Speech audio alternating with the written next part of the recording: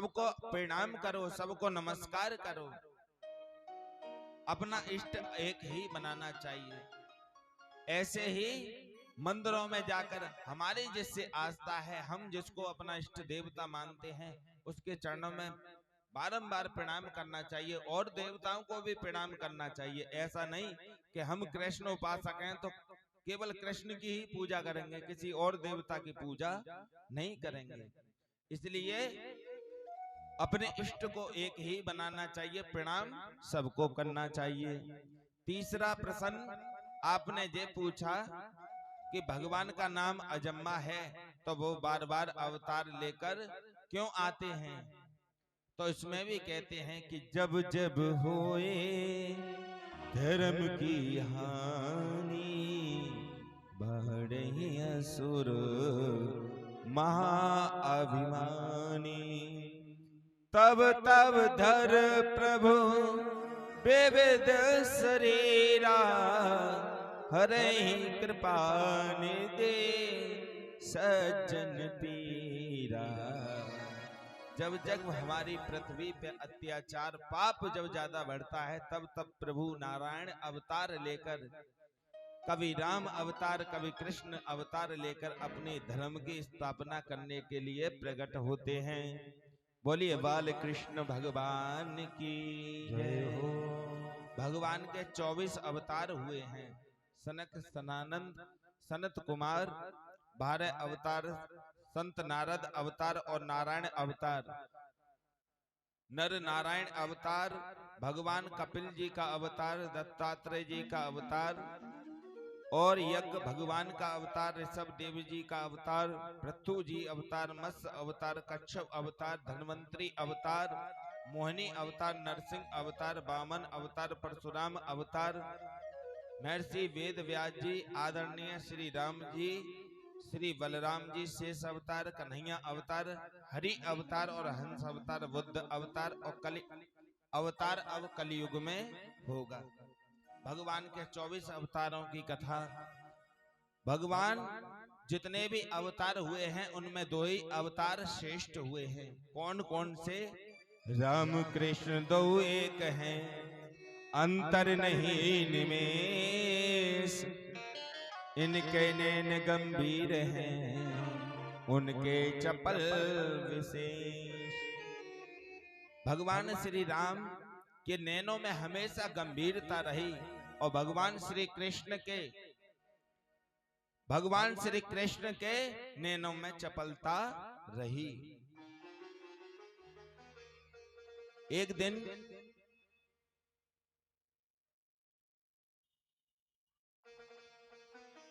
सज्जनों, राम ने जीवन में जो किया केवल वही करना चाहिए और कृष्ण ने केवल जो बताया वही करना चाहिए, लेकिन कृष्ण ने जो किया कभी नहीं करना चाहिए। भगवान श्री राम ने जो अपनाया, जो बताया है वही करना चाहिए और कृष्ण ने जो कहा केवल वही करना चाहिए, राम ने जो किया वही करना चाहिए। लेकिन सुखदेव जी का इतना जीवन महान है, उनके चरित्र को 1000 वस्त्र भी पहन सकें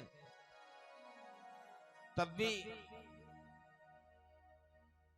सूत जी से ऋषियों ने प्रश्न किया कि महाराज एक बात बताओ, जब वेद व्यास जी के पुत्र सुखदेव जी जब सन्यास को धारण करके जा रहे थे तो मार्ग में कुछ स्त्रियां स्नान कर रही थी निर्वस्त्र होकर, तो उस मार्ग से सुखदेव जी का निकलना हुआ और पीछे पीछे वेद व्यास जी रोते जा रहे थे। तो क्या काम किया, जैसे वेद व्यास जी का आगमन हुआ पीछे से तो स्त्रियां बड़ी लज्जित हो गई, वस्त्रों को पहन पहन के आई, बाबा के चरणों में नमस्कार करने लगी और कहने लगी, बाबा हमने आपको देखा नहीं इसलिए हमसे गलती हो गई, आप क्षमा करें। वेद व्यास जी रोने लगे और कहने लगे, हे बेटी तू एक बात बताओ, मेरा पुत्र नवयुग का आपके मार्ग से होके निकल गया, तुमको लाज नहीं आई और मैं वृद्ध आदमी जब आया आप मुझसे क्षमा याचना कर रही हो, ये क्या आपका चक्कर है? तो उसी प्रकार कहने लगी, बाबा जो आपका पुत्र है वो ब्रह्म के समान है, भगवान का अवतार के समान है, उसे स्त्री पुरुष के संबंध में कोई जानकारी नहीं है, उसके सामने तो हम लाखों कपड़े पहन के भी खड़े हो जाएं तब भी उसके सामने निर्वस्त्र हैं। बाबा हमें क्षमा करो। वेद व्यास जी ने सोचा मैं इसे अब वापस लेकर ना आ सकता, नहीं लेके आ सकता, क्योंकि मेरे पुत्र की तो प्रशंसा इतनी होती है, ये तो स्वयं ब्रह्म के समान है, भगवान के समान इसे उत्पत्ति दे रहे हैं।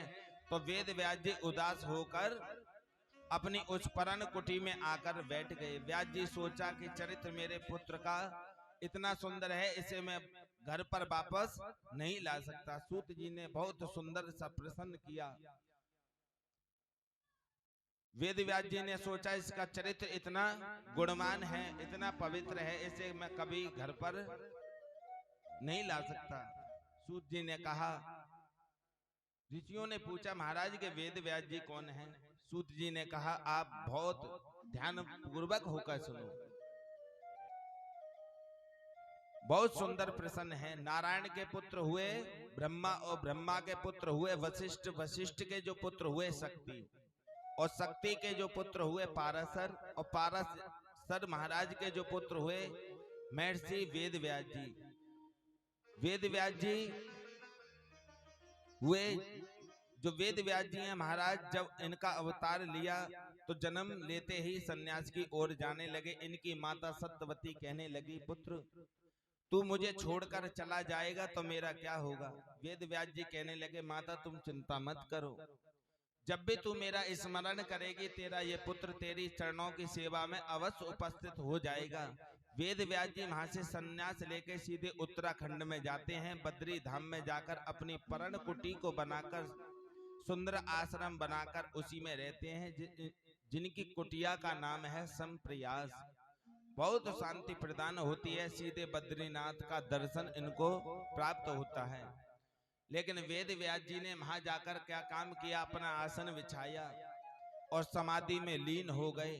और जब समाधि में लीन हो गए तो क्या देख रहे हैं, इन्होंने उसी परण कुटी में रहकर, बद्रीनाथ के किनारे रहकर इन्होंने वेदों की रचना प्रारंभ की, पुराणों की रचना, 18 पुराणों को लिखा, 4 वेदों को लिखा, अनेक प्रकार के सब कुछ लिखा, लेकिन संसार को उन्हें पढ़ने की फुर्सत नहीं, ताकि समाज का कल्याण हो सके। वेद व्यास जी ने अनेक प्रकारों के ग्रंथों की रचना की, लेकिन किसी के पास पुराण की इतनी लंबी कथा जिसे सुने तो सुने कैसे, बहुत लंबी है।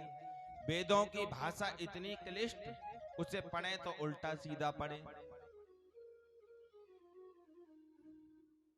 तो नारद जी का आगमन हुआ तो क्या हुआ, तो वेद व्यास जी रोने लगे और कहने लगे, अब मैं क्या करूं, मुझ पे बुढ़ापा आ गया, लेकिन समाज मेरी पुस्तकों से सुधरने वाला नहीं है। तो वे वेद व्यास जी बैठे बैठे रोने लगे। उसी समय नारद जी का आगमन हुआ। उदास वेद व्यास जी को बैठे हुए देखा और कहा, महाराज इतने दुखी होकर आप क्यों रो रहे हो, क्या बात है, इतने चिंतित क्यों हो? वेद व्यास जी ने कहा, नारद क्या बताऊं, मैं जब ये संसार को देखता हूं तो मेरे मन में बड़ा कष्ट होता है, मेरे मन में भी बड़ा कष्ट होता है।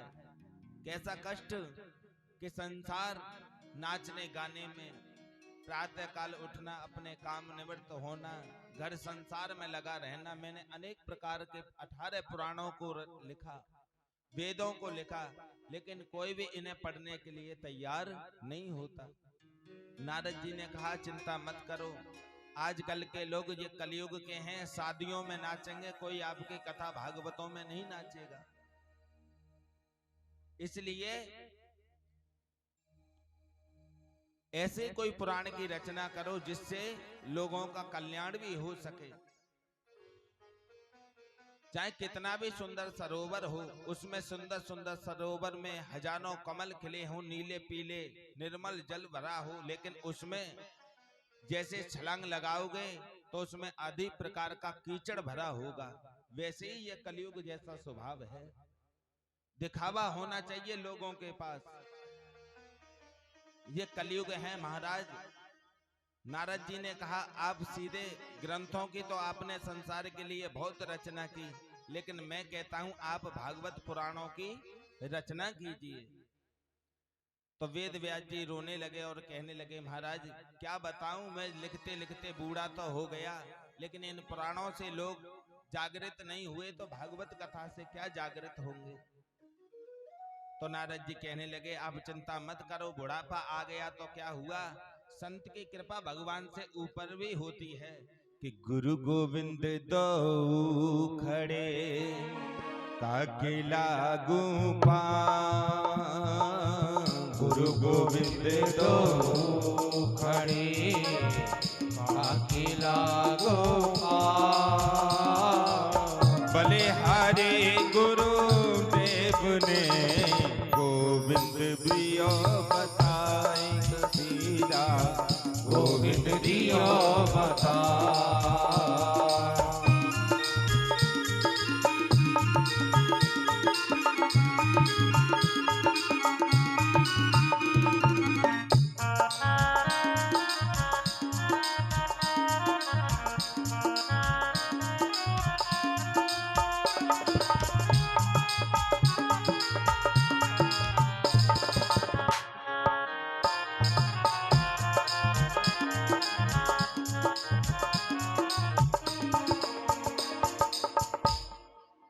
बोलिए भागवत महापुराण की जय हो।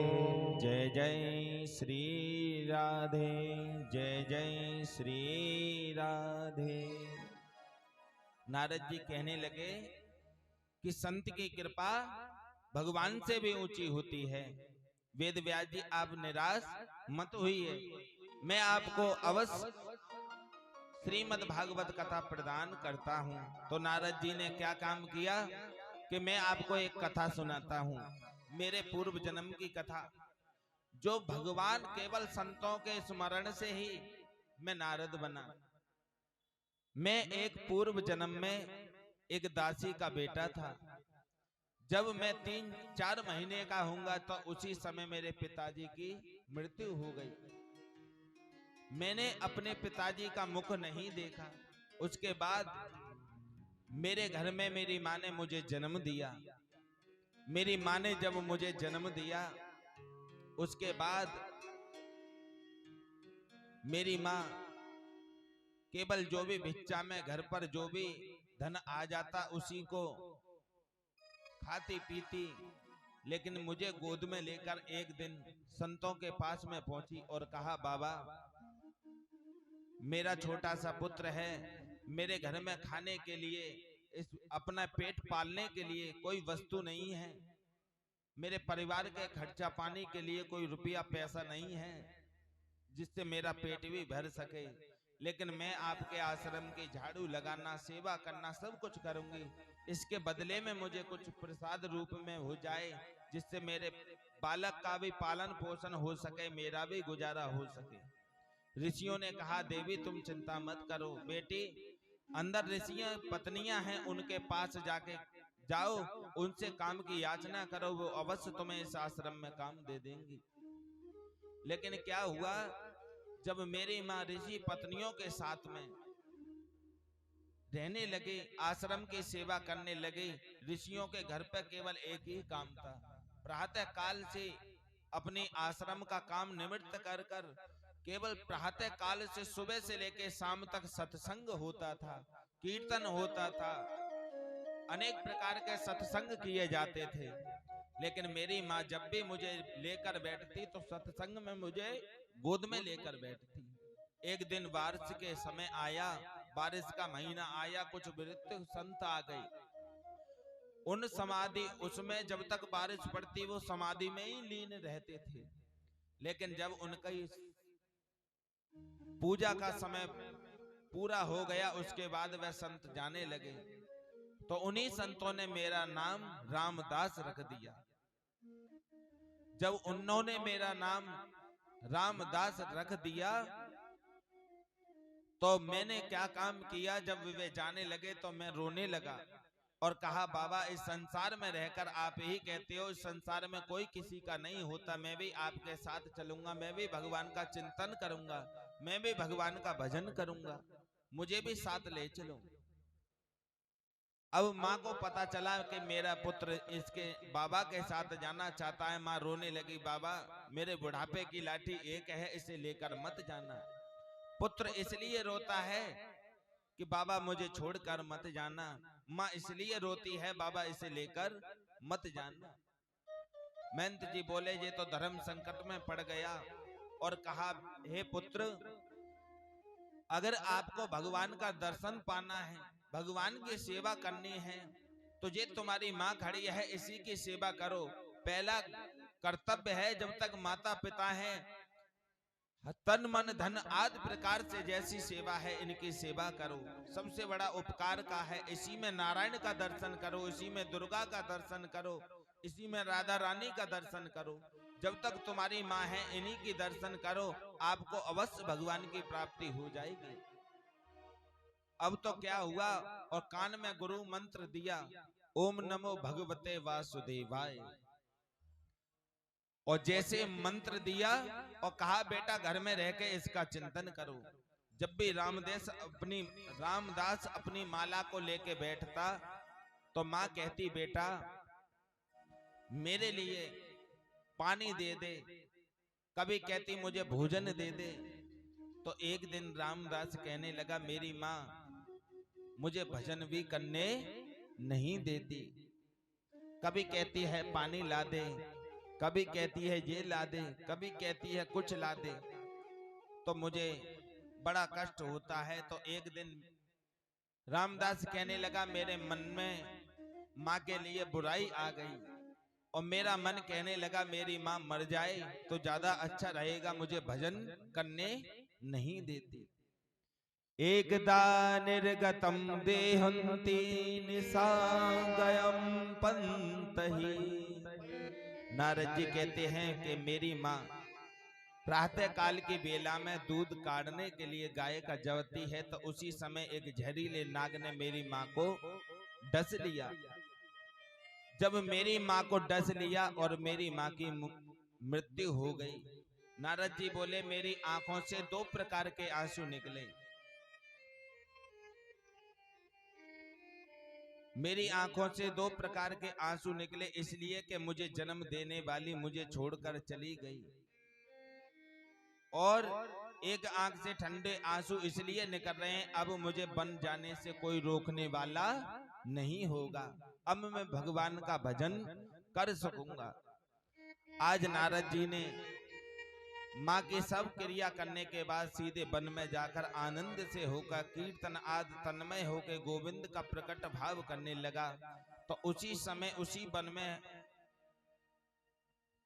रामदास के हृदय में झांकी प्रकट हुई और आकाशवाणी हुई, बेटा अभी तुम्हें मेरा दर्शन नहीं हो सकता, जब सारी सृष्टि सारी प्रलय हो जाएगी, समुद्र में डूब जाएगी, उसके बाद जब दोबारा से सृष्टि का निर्माण होगा तब तुम्हें मेरा दर्शन अवश्य होगा। तो सारी सृष्टि जब पाताल में चली गई, समुद्र में डूब गई, दोबारा से सृष्टि का निर्माण हुआ। उन्हीं संतों का दिया हुआ ये मंत्र मेरे काम आया, यही तुम्हारे सामने रामदास नाम का वही पुत्र आपके सामने नारद जी बन के खड़ा है। बोलिए नारायण भगवान की जय। नारद जी कहने लगे मेरे यहाँ पर जो संत आए थे उनके दिया हुआ मंत्र आज मैं नारद बन सकता हूँ, तो आप केवल 4 मंत्र में आपको देता हूँ श्रीमद् भागवत कथा के, और अपने मन को संतों के चरणों में लगाओ, उनकी रज मस्तक पर लगाओ, आपका बेड़ा पार अवश्य होगा। तो हम भी उन संतों का स्मरण करते करते आज इस रावण टीला के पावन धरा पर ये श्रीमद् भागवत कथा जो चल रही है, सभी भक्त तालियों के साथ झूमते हुए गाएंगे कि संतन के संग संग लाग रे तेरी अच्छी बनेगी। संतन के संग लाग रे तेरी अच्छी बनेगी। अच्छी बनेगी तेरी किस्मत जगेगी। अच्छी बनेगी तेरी किस्मत जगेगी। संतन के संग संग लाग रे तेरी अच्छी बनेगी। संतन के संग लाग रे तेरी अच्छी बनेगी। संतन के संग लाग रे तेरी अच्छी बनेगी। संतों के संग लाग रे तेरी अच्छी बनेगी। जय हो।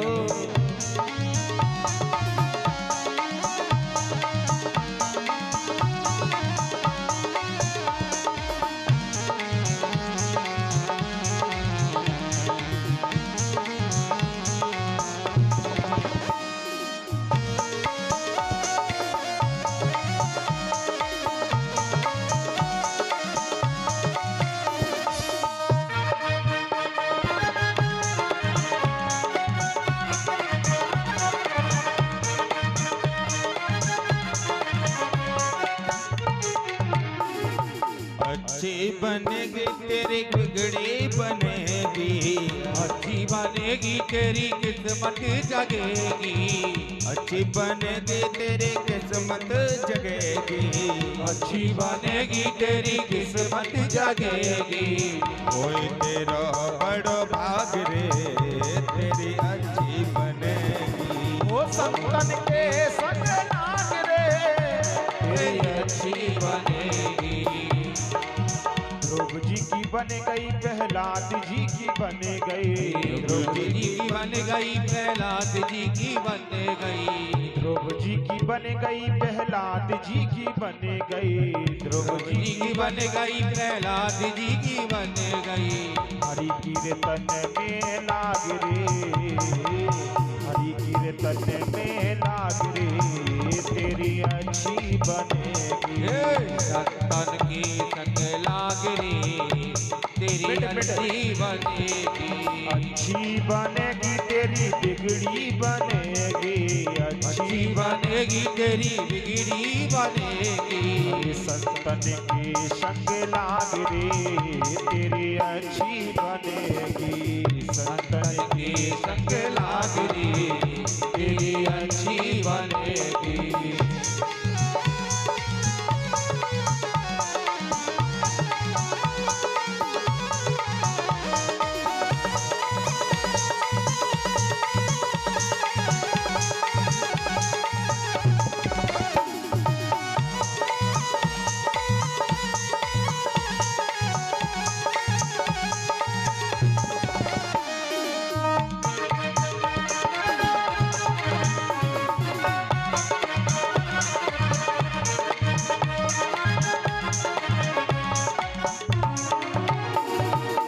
कागा से तोहे हंस बनावे। कागा से तोहे हंस बनावे। कागा से तोहे हंस बनावे। कागा से तोहे हंस बनावे। अरे हंस बनावे हाँ हंस बनावे। हंस बनावे हाँ हंस बनावे। कागा से तोहे हंस बनावे। कागा से तोहे हंस बनावे। मिट जाए दिल के दाग रे हाँ मिट जाए दिल के दाग रे तेरी अच्छी बनेगी। संतन के संग लाग रे तेरी अच्छी बनेगी। अच्छी बनेगी तेरी बिगड़ी बनेगी। अच्छी बनेगी तेरी बिगड़ी बनेगी। जाग सके तो जाग रे जाग सके तो जाग रे तेरी अच्छी बनेगी। संतन के संग लाग रे तेरी अच्छी बनेगी। ओ संतन के संग लाग रे तेरी अच्छी बनेगी। संतन के संग लाग रे तेरी अच्छी बनेगी। बोलिए बोलिए भागवत महापुराण की जय हो। जय जय श्री राधे, जय जय श्री राधे श्याम। नारद जी ने श्रीमद् भागवत कथा का नारायण भगवान ने दी हुई ब्रह्मा जी को, ब्रह्मा जी ने नारद को, नारद जी के द्वारा 4 मंत्रों में वेद व्यास जी ने 18,000 मंत्रों में लिख दी। लेकिन वेद व्यास जी के हृदय से आवाज निकली, इसका अधिकारी कौन होगा? इसका अधिकारी तो केवल मेरा पुत्र सुखदेव है, लेकिन वो तो सन्यास लेकर निकल चुका है। लेकिन इसको कैसे वापस लाया जाए, उसको कैसे वापस लाया जाए, इसका कोई ना कोई साधन करना होगा। तो वेद व्यास जी कहने लगा, वेद व्यास जी सोचने लगे, मेरा पुत्र इतना तेजस्वी भगवान की समाधि में लीन बैठा है, उसको कैसे जगाया जाए। तो छोटे छोटे ऋषि के यहाँ पर, वेद व्यास जी के यहाँ पर पढ़ने वाले जो बच्चे थे, विद्या अध्ययन करने के लिए आते थे, तो श्रीमद् भागवत कथा का आधा आधा श्लोक उनके वेद व्यास जी के पास जाकर वेद व्यास जी उनको पढ़ाते, और यहाँ सुखदेव जी समाधि में लीन थे, वहीं सुनाते। और जैसे इस श्लोक सुनाते, वेद व्यास जी जाकर बच्चों से पूछते, मेरे पुत्र ने आंखें खोल के तुमको देखा या नहीं देखा? रोजाना पढ़ाएं, डेली कुछ ना कुछ पढ़ाकर इस श्लोकों को याद कराएं, रट विद्या कराएं, वहीं जाकर वह बच्चे इस श्लोक ऊंचे स्वर से बोलें। और जैसे ऊंचे स्वर से बोलने लगे, तो एक दिन वहुवागिस्त्वं कालकुटुम जिज्ञासा।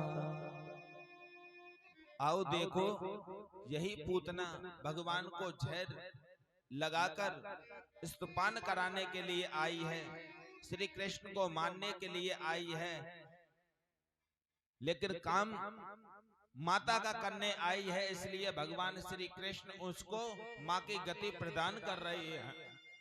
इस श्लोक को सुना, सुखदेव जी की समाधि टूट गई।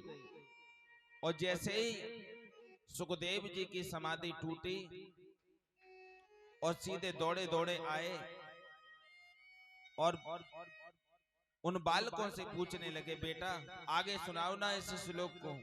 कहने लगे, गुरुजी ने तो हमें महाराज इतना ही पढ़ाया है, अगर आपको ज्यादा से ज्यादा सुनना है तो आप अपने पिता के पास जाइए, उनके पास 18,000 श्लोक हैं, उनसे आप अध्ययन कीजिए। लेकिन क्या हुआ, जब पढ़ने के लिए पिता के द्वार पर आए, तो पिता के मन में आवाज आई कि दुनिया जय कहेगी अपना पुत्र था, इसलिए इनको भागवत प्रदान का अधिकारी पहला बना दिया। क्यों? क्योंकि पुत्र सुखदेव इनका था, अकेला था,